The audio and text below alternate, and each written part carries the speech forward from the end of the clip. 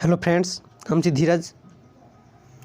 हम अपन YouTube channel धीरज study tube पर 12th के लेल 2020 एग्जाम के लेल क्लास स्टार्ट करै छी। जे ई वीडियो में हम मैथिली 50 मार्क्स के वीडियो लेके आयल छी, जे हम पद्य खंड के अध्याय 1 के ही गंगा स्तुति लेके आयल छी, जे कि हम एहिमे नटराज के भी पढ़ा देले छी अध्याय 1 के। ठीक है, जे के सारांश हम ई वीडियो में पूरा बताएब। तो चलू हम वीडियो के स्टार्ट करै छी। और अहाँ सबसे एक विनती जरूर करब कि अहाँ सब हमर चैनल पे जे जुड़ल नहीं छी उ जुड़ जाओ। हम 12th के लेल 2020 के एग्ज़ाम के लेल बहुत अच्छे तरीके से तैयारी करवा रहल छी और हिनका कोई प्रॉब्लम कोई दिक्कत नहीं होइत। हम अपन चैनल पे बहुत अच्छे तरीके से और सभी सब्जेक्ट के लिए तैयारी करवा रहल छी। तो चलू हम ज़्यादा बकवास न करके पॉइंट बाय पॉइंट काम करै छी। ठीक है, तो हम गंगा स्तुति के कुछ बातें बता रहल छी और नटराज भी पढ़ा देले छी। तो नटराज के यदि वीडियो देखे चाहे छी तो अहाँ डिस्क्रिप्शन बॉक्स में ई वीडियो के में रहत, तो वहाँ से आप वीडियो देख सकै छी। और सभी सब्जेक्ट के हम मैथिली के ऑब्जेक्टिव भी पढ़ा देले छी, तो वो डिस्क्रिप्शन बॉक्स में है, अहाँ वहाँ से देख सकै छी। तो चलू स्टार्ट करै छी। बोल रहल छै कि गंगा स्तुति कविताक सारांश लिखू। गंगा स्तुति कविताक सारांश लिखू। तो उत्तर बोल रहल छै, महाकवि विद्यापतिक गंगा स्तुति में गंगाक विनती कयल गेल अछि। महाकवि विद्यापतिक गंगा स्तुति में मतलब कि गंगा स्तुति विद्यापति लिखले छै, ओहिमे गंगाक विनती कयल गेल अछि। गंगाक पवित्रताक प्रति भक्ति समर्पित कयल गेल अछि। बोलल छै कि गंगाक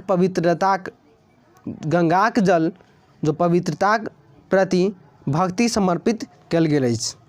मिथिला में देवी शक्तिक कल्पना आ ओकरा आराधना करबाक प्रचलन अछि। मिथिला में देवी गंगाक पवित्रताक जल के देवी शक्तिक और ओकरा आराधना करबाक प्रचलन अछि।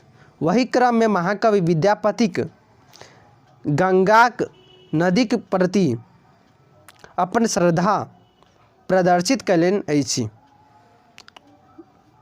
आ अंतिम काल में गंगा के किनार में अपन भक्तिक भावक वर्णन एही गीत में कयलनि अछि। ठीक है, मतलब गंगा की स्तुति के माध्यम से विद्यापति अपन सब मतलब भक्तिक भाविक अपन गीत में लिखले छै। विद्यापतिक गंगा के स्तुति करैत कहैत छथि जे अहाँक तीरे अर्थात अहाँक के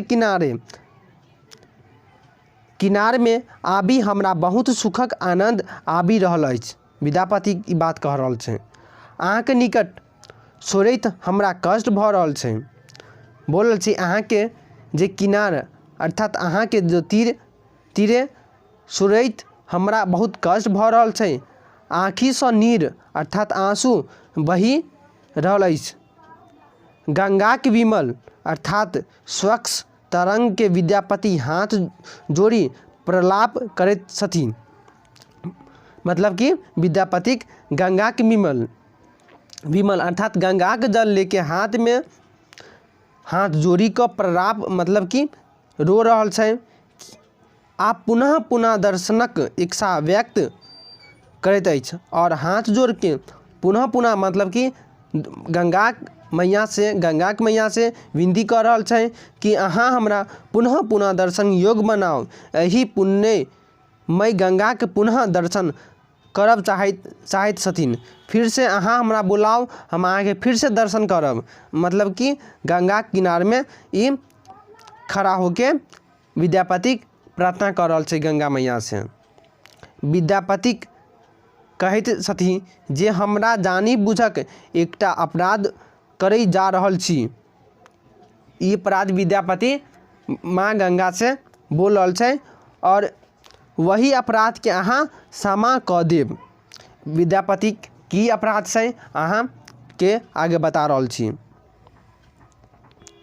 ओ अपराध थिक परसल भाय माये तू पानी। बोलल छै ओ अपराध परसल भाय माये तू पानी, अर्थात अहाँक स्वच्छ जल में पाप हानि जल में हम अपन पैर के स्पर्श कऽ रहल छी। मतलब कि विद्यापति के मैया गंगा से विनती कर रहल छै कि हम अहाँ के स्वच्छ जल में हम अपन पैर के स्पर्श कर रहल छी। मतलब कि अहाँ के जल में, शुद्ध जल में हम अपन पैर स्पर्श कर रहल छी। अर्थात स्नान करबाक लेल गंगा नदी के जल में विद्यापति जा रहल छै। मतलब कि नदी में स्नान करते तो पैर रखते कि नहीं, यही विनती मतलब माफ़ी मांग रहल छै कि अहाँ के स्वच्छ जल में हम अपन पैर रख लै छी। अहाँ हमरा ई स्वच्छ जल में हम अपन पैर रख लै छी। अहाँ ई हमरा अहाँ से विनती करै छी कि ई गलती के अहाँ हमरा माफ़ कऽ देब। आ कहैत छथिन जे कि करब तप जब, मतलब बोलल छै कि करब जब तप योग आ ध्यान अहाँक पवित्रक जल में स्नान कैले से जन्म सफल भऽ जाइत छै। बोलल छै कि अहाँ के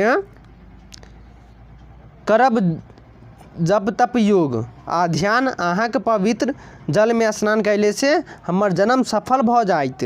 एक बार स्नान कैला से उतर जप तप योग आ ध्यानक प्रयोजन नहीं पड़ैत छैक। मतलब एक बार स्नान कैले से जितना दुख दरिद्र छै, मतलब जितना भी कष्ट छै अहाँ के स्वच्छ जल में स्नान कैला से मिट जाय छै और सब जप तप योग प्राप्त भऽ जाय छै। विद्यापति कहै छै। और अंत में महाकवि विद्यापति कहै छथिन जे अहाँ के जे हम संवाद पठाबी तो हमरा जूनी बिसारी। मतलब विद्यापति अंत में बोल रहल छै गंगा नदी के तट पे किनार पे बोल रहल छै कि प्रार्थना करके हाथ में जल लेके बोल रहल छै कि अहाँ के जब हम पुकारब तब हमरा दर्शन देवे योग्य बनू और वही काल में उपस्थित भ हमर जन्म के सफल बना दियौ। ऐसे ई निष्कर्ष निकले छै। हम निष्कर्षो लिख लै छी। हम जैसे जैसे लिख लै छी अहाँ एग्जाम में वैसे ही लिखब। अहाँ के ज़्यादा लिखे के जरूरत नहीं छै। और ई वीडियो के मतलब 2 बार 3 बार अहाँ नहीं समझे छी तो देखब जरूर समझ जाएब। ठीक छै। थोड़ा मैथिली बोले में अहाँ सबके दिक्कत आयब जे नहीं मैथिली सीखल छी। ठीक छै। तो चलू निष्कर्ष बता रहल छी। निष्कर्ष गंगा नदीक स्वच्छता एवं पवित्रताक प्रति विद्यापतिक श्रद्धा भाव देखाओल गेल अछि। मतलब गंगा नदीक स्वच्छता जो जल छै और पवित्रताक प्रति विद्यापतिक श्रद्धा, अपना श्रद्धा एवं भाव दिखाओल गेल अछि जे महाकवि सरल एवं सहज शब्दावली में प्रस्तुत कयलनि अछि। ठीक छै। बहुत आसान शब्द से, आसान भाषा से विद्यापति अपना ई कविता के माध्यम से प्रस्तुत कैले छै।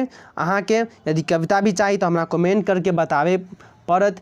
अहाँ के की चाहिए तो अहाँ के बोले के पड़त। हम अपना योग से पूरा तैयारी करवा के लेल आ बढ़िया नंबर लावे के लेल हम भरपूर तैयारी करवा के लेल मेहनत कर रहल छी। अहाँ हमरा मतलब कि फल दूँ कि हमर चैनल पे मतलब कि अहाँ सब जुड़ जाओ और ज्वाइन हो जाओ चैनल पे।